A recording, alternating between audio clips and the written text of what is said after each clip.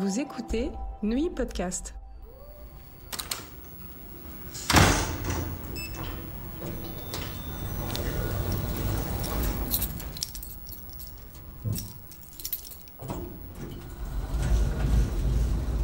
La sécurité à Neuilly, épisode 3.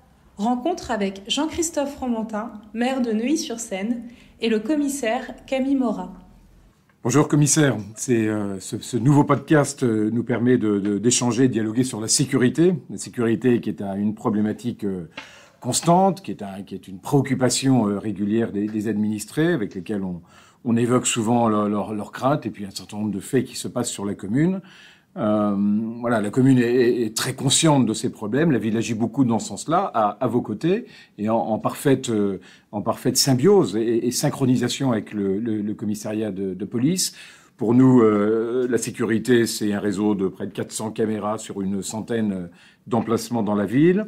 C'est 55 policiers municipaux et une quarantaine d'ASVP qui sont aussi vigilants et en observation. Toute une série de relais à travers la population. Nous recevions il n'y a pas très longtemps les gardiennes d'immeubles pour les encourager également à continuer ce travail d'information, de remontée d'information qu'elles font, des commerçants, etc. Et je crois qu'une partie de l'efficacité du dispositif de sécurité à Neuilly tient à la capacité qu'on a ensemble, avec nos équipes respectives, de très régulièrement, quasiment toutes les semaines, faire un point, échanger, confronter nos points de vue, échanger des informations et régler nos effectifs de police nationale pour vous, de police municipale pour nous, de telle manière à ce que la coopération, l'efficacité de leur mobilisation soit la meilleure possible. Voilà, donc peut-être quelques mots de votre part sur le commissariat, comment est organisé le commissariat. Vous venez de prendre vos fonctions de commissaire de police de Neuilly. Et puis, bien entendu, cette information à la population sur comment éviter le risque, prévenir les risques, quel comportement d'information ils peuvent aussi avoir pour nous aider respectivement, et d'une manière générale, votre photographie de l'évolution des risques sur nos villes et en particulier sur Neuilly. Bonjour à vous, monsieur le maire. Merci de me recevoir ici. Bonjour à tous. Donc, je suis le commissaire Camille Morat.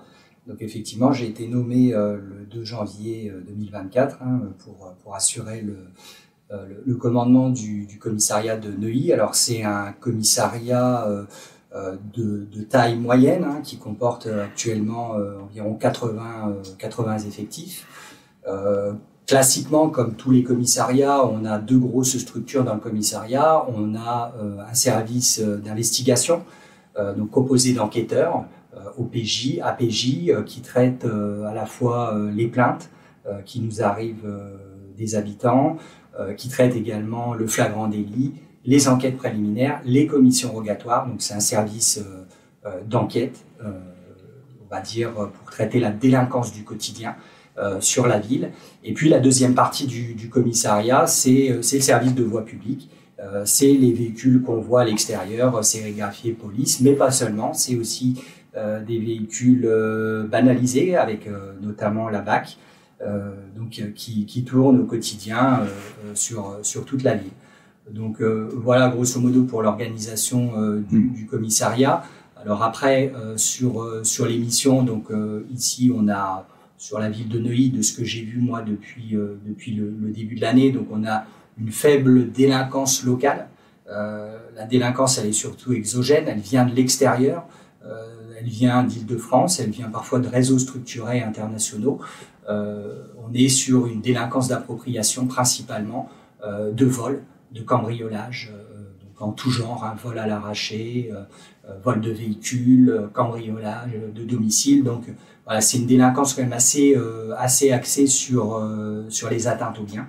On a un taux d'élucidation, de résolution d'affaires qui est quand même assez important du fait de ce partenariat avec la ville, du fait des caméras qui nous permettent d'identifier des individus, des véhicules, de remonter sur parfois des réseaux.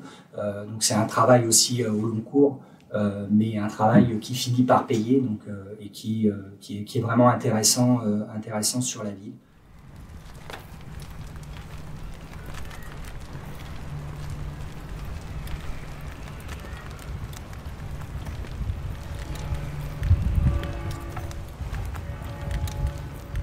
voit bien qu'il y a un circuit qui fonctionne. Nos opérateurs de vidéosurveillance observent.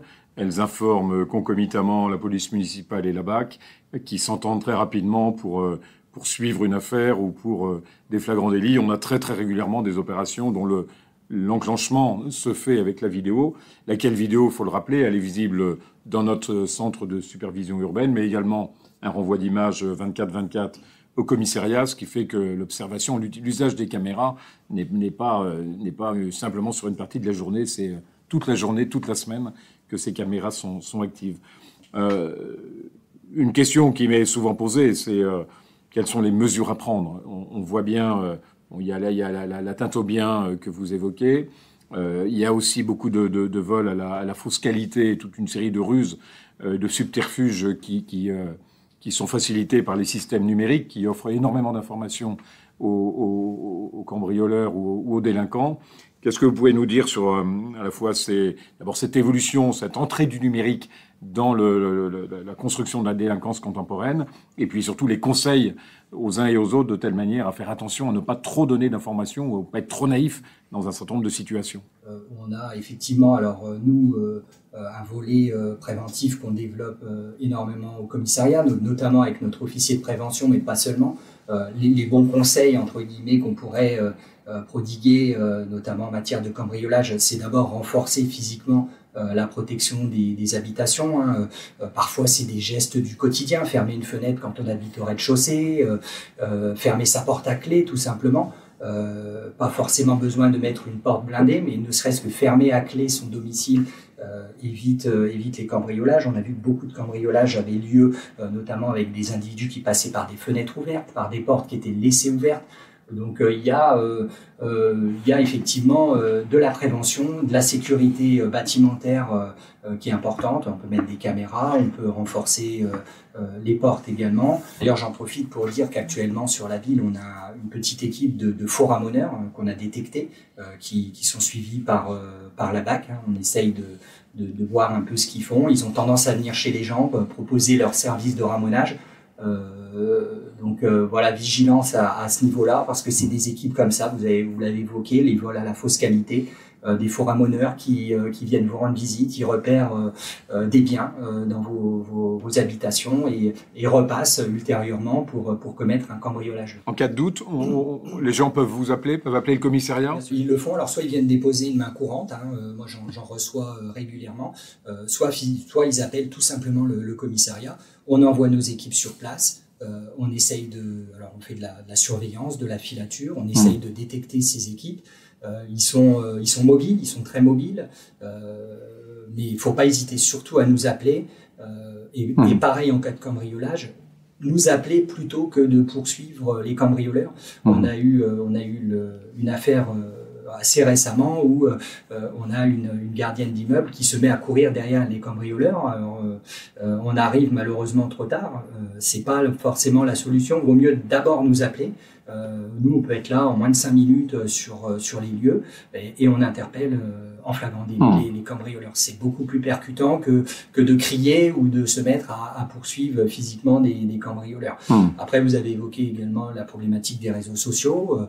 Ça, c'est pareil. Il faut faire preuve de sobriété, de discrétion, ne pas afficher sur les réseaux sociaux. On a beaucoup entendu parler ces derniers temps dans les médias, ne pas évoquer vos vacances, vos départs en vacances, afficher des produits de luxe, des biens de luxe sur les réseaux sociaux. Ça attire les convoitises, ça fait venir des cambrioleurs sur la ville. Voilà, c'est des conseils parfois de bon sens, assez simples, mais qui permettent de prévenir justement ces vols, ces cambriolages sur la ville.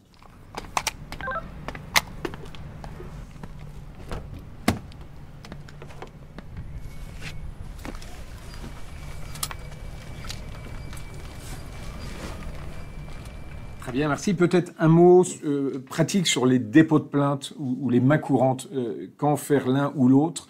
Il y a aussi des dépôts de plainte en ligne qui sont possibles.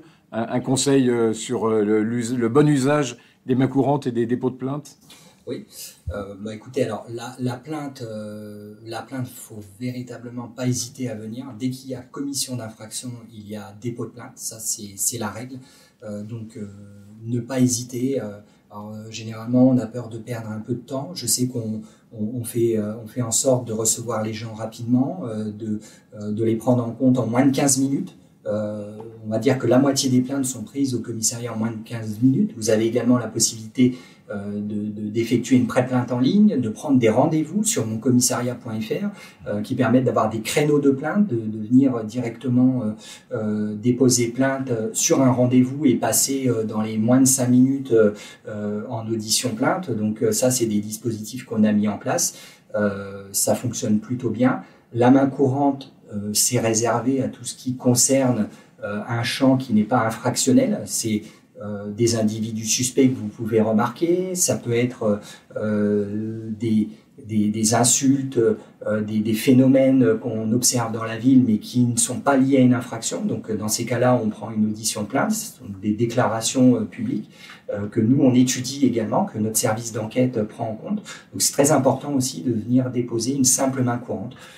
Très bien, merci beaucoup, commissaire. Moi, je veux juste rappeler qu'on soit vigilant sur les incivilités. On perd beaucoup de temps, en tous les cas du côté de la police municipale, à traquer des incivilités, qui est autant de temps perdu pour s'attaquer à vos côtés, dans le cadre d'un dispositif, à la sécurité.